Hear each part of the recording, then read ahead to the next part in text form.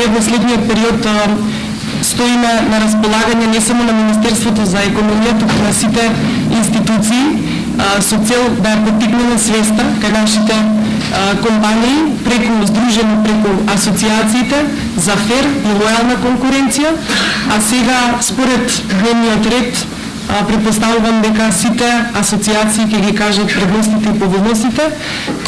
Само да кажам дека оние кодекси кои ги направивме во рамките на здруженијата, беше направена детална анализа какви се кодексите во окружувањето. Ние направивме споредба со сите земји од окружувањето од Европа и пошироко и беа вметнати и направени најдобри рамки на кодекси за фер однесување.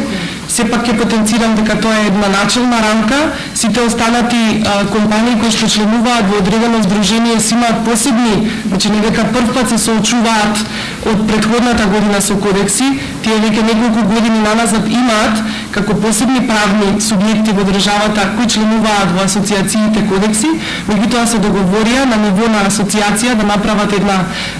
рамка која што ќе биде прифатлива за сите.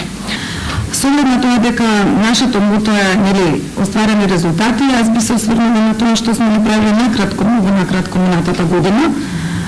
Би сакала да кажем дека, како што веќе најавија во соработка со Министерството за економија, ние имплементиравме програмата за заштита на потрошувачите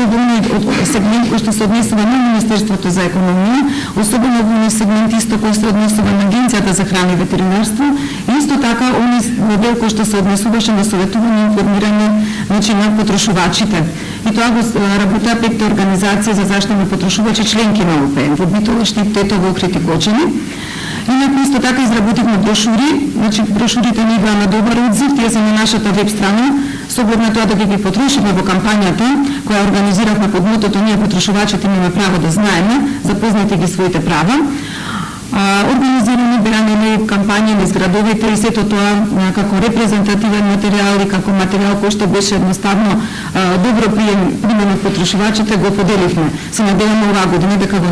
нареднава програма ќе имаме можност уште повеќе такви брошури да продуцираме и се надеваме дека по овие подпишани кодекси од страна на сите бизнис оператори, заедници или на бизнис оператори, дека ќе успееме со нив да оствариме подобра соработка во смисла на тоа заеднички да ги подобриме знањата на потрошувачите во секоја поделна област, а оние кои што немаат кодекси ги поттикнуваме да ги подпишат тие кодекси и особено да го внесат стандардот ISO 26000,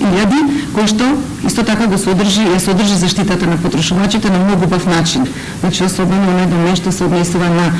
жалби и повреди на потрошувачи, начин на решавање, соработка со невладиниот сектор за заштита на потрошувачите. Многу сме исто така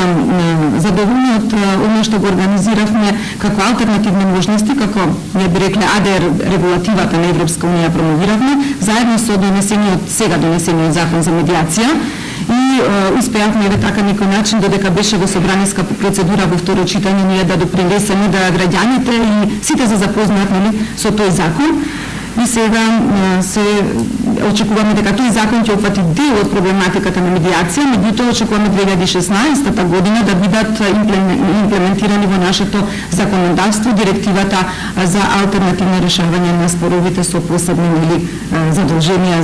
за владата и за институциите.